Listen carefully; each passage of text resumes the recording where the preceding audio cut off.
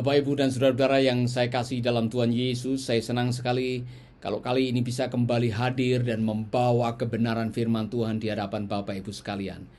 Topik yang saya mau sampaikan secara berseri dalam beberapa hari adalah mengenai kualitas hidupmu tergantung dari kualitas pikiranmu. The quality of your life is the quality of your mind. Bahkan dikatakan kalau saudara sekarang ini tidak bahagia, saudara menjadi orang yang gagal, saudara tidak bisa menikmati hidup, saudara tidak bisa menjadi maksimal, saudara tidak bisa meraih apa yang menjadi impian, jangan salahkan setan.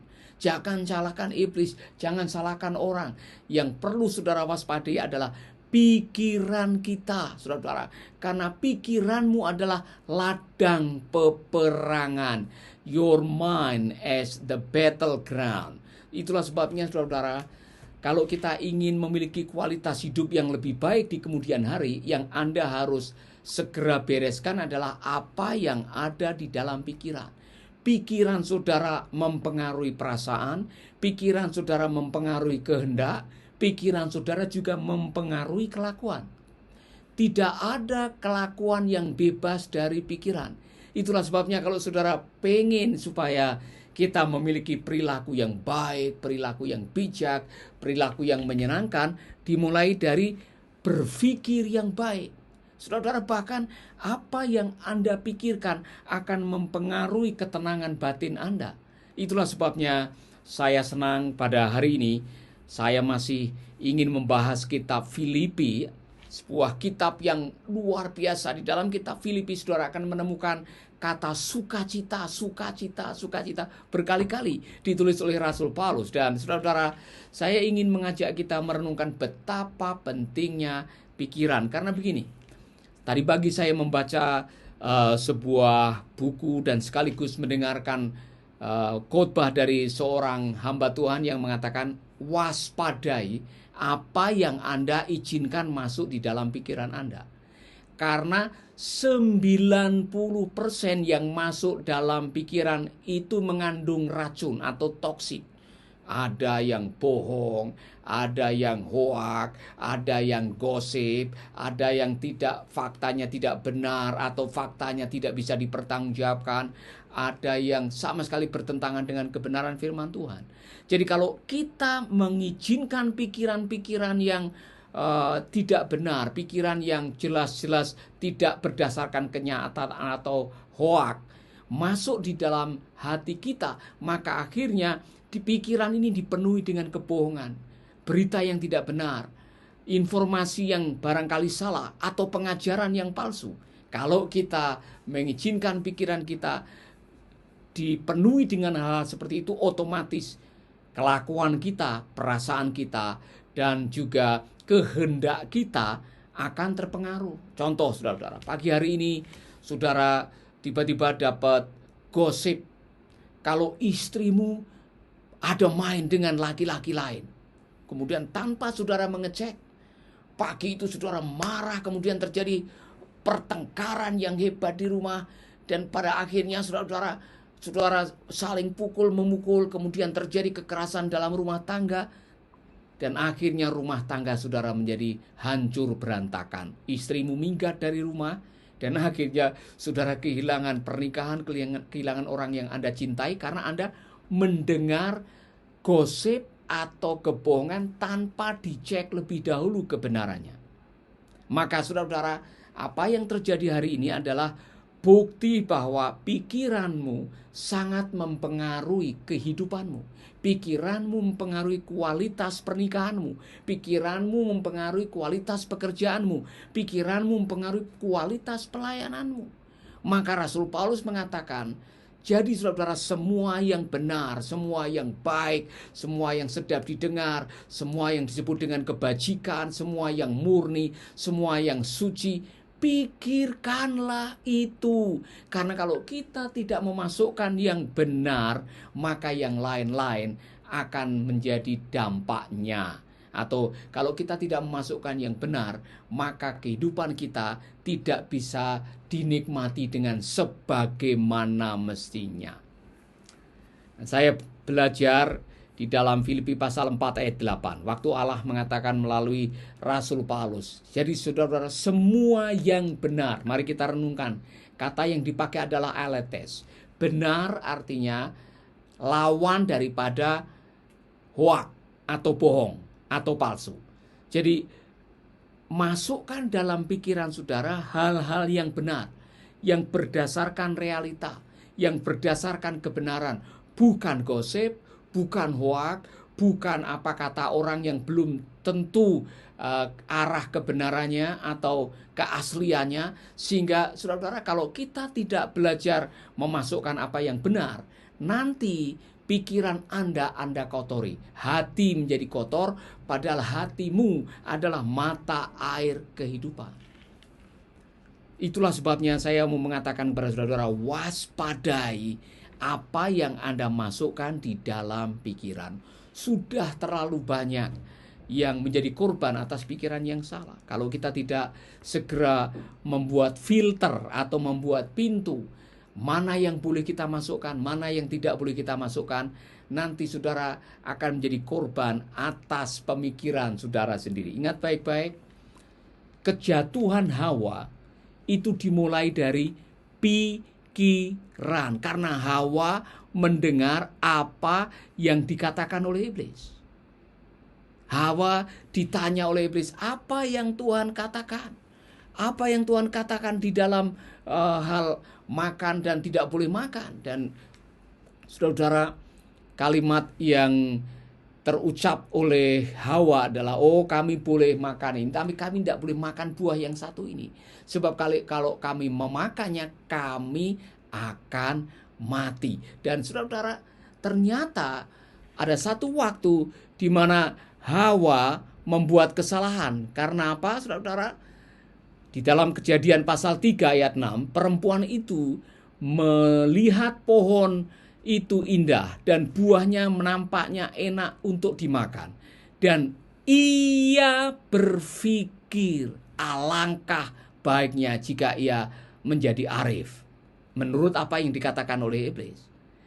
Sebab itu ia memetik buah pohon itu lalu memakannya dan memberi juga kepada suaminya. Dan suaminya pun memakannya. Segera sesudah makan buah itu, pikiran mereka terbuka. Dan mereka sadar bahwa mereka telanjang. Sebab itu mereka menutupi tubuh mereka dengan daun ara yang mereka rangkaikan. Saudara-saudara, dari sini kita tahu bahwa peperangan rohani dimulai dari pikiran. Anda jatuh atau bangun, Anda berhasil atau gagal, Anda maksimal atau Anda tidak bisa menjadi orang yang maksimal di dalam Tuhan, di dalam pelayanan, di dalam usaha, di dalam segalanya, semua dimulai dari pikiran. Mau mendengar kata siapa? Tuhan mengatakan, kalau kamu makan buah itu, kamu akan mati. Iblis mengatakan, kalau kamu makan buah itu, justru kamu akan menjadi seperti Allah. Mau dengar suara siapa? Suara kebohongan, suara hoak, suara gosip, suara penipuan, suara yang palsu, atau apa kata Tuhan? Semua tergantung di sini. Jadi, kuat atau tidaknya Anda dalam mengambil keputusan dengan prinsip kebenaran tergantung dari apa yang Anda masukkan di dalam pikiran Anda. Salah memasukkan bisa-bisa Anda membuat salah keputusan. Salah keputusan bisa melahirkan salah tindakan. Salah tindakan berarti menambah persoalan di dalam hidup. Saudara-saudara, itulah sebabnya apa yang benar, pikirkanlah itu. Di dalam buku The Secret atau The Law of Attraction, saudara-saudara, dikatakan bahwa pikiranmu itu seperti magnet. Pikiranmu akan menarik apa saja yang ada di sini. Jadi kalau pikiran saudara selalu negatif, maka yang datang dalam hidup saudara adalah hal-hal yang negatif. Waspadai. Kalau dari pagi saudara sudah menyanyi, haruskah hidupku terus begini dengan derita yang tiada akhir. Akhirnya saudara, hari itu saudara hanya bisa meneteskan air mata. Kalau pagi-pagi bangun pagi belum apa-apa saudara sudah mengeluh, aduh kenapa air pam mati? Kenapa tidak ada masakan yang enak? Kenapa hidup selalu begini? Hari itu saudara menghadapi hal-hal yang tidak baik. Tapi kalau saudara buka mata, saudara mengatakan Tuhan Engkau baik, Engkau Allah yang ajaib, Engkau Allah yang mulia, Engkau Allah yang layak dipuji. Saudara sudah membuka hari dengan ucapan syukur, dengan pujian kepada Allah, maka hadiratnya akan menerangi hati saudara. Dan hari itu saudara bisa memulai hari mengawali dengan senyum dan penuh dengan ucapan syukur. Sehingga kemanapun saudara pergi, berkat Tuhan mengalir. Atau kalau toh saudara menghadapi kesulitan, ada kekuatan dari dalam yang akan menolong saudara. Oleh karena itu saudara, apa yang benar, pikirkanlah itu. Karena apa yang Anda pikirkan mempengaruhi perasaan, mempengaruhi kelakuan, dan mempengaruhi kehendak Anda. Bayangkan tiap hari yang Anda pikirkan adalah hoak, hal-hal yang tidak benar, hal-hal yang tidak tahu juntrungannya dari mana. Kemudian saudara belum apa-apa sudah takut, sudah khawatir. Seluruh kampung ini akan terinfeksi oleh COVID-19. Padahal itu hoak. Anda sudah terlanjur ketakutan, emosinya sudah termakan, bawaannya tergesa-gesa. Yang namanya tergesa-gesa, amarah, panik, itu membuat Anda stres. Dan yang namanya stres membuat imun sistem saudara turun, yang membuat Anda sakit dengan begitu mudah karena imun sistem saudara atau sistem kekebalan tubuh saudara turun. Itulah sebabnya saudara-saudara, tugas kita setiap hari adalah memfilter mana yang boleh kita masukkan dalam pikiran dan mana yang tidak boleh. Contoh saudara-saudara, saudara mendengar katanya saudara diomongin orang, saudara difitnah, saudara dijelek-jelekan. Saudara-saudara, tidak semua harus Anda dengar. Jangan hal-hal yang kecil yang menimbulkan kepahitan, kemudian saudara marah dengan orang, saudara biarkan, karena akhirnya saudara akan menodai, mengotori hati kita. Masih ingat lagunya A. Hakim? Jagalah hati, jangan kau nodai. Jagalah hatimu saudara-saudara dari segala kewaspadaan, karena dari sanalah terpancar air kehidupan. Amin. Itulah sebabnya saya rindu pada hari ini saudara-saudara. Kita mulai dengan yang bagian ini. Jadi semua yang benar, apa yang disebut dengan benar, pikirkanlah itu. Jangan masukkan hoak, jangan masukkan gosip, jangan makan hati, jangan masukkan apa kata orang yang belum tentu kebenarannya. Anda filter, masukkan apa yang benar.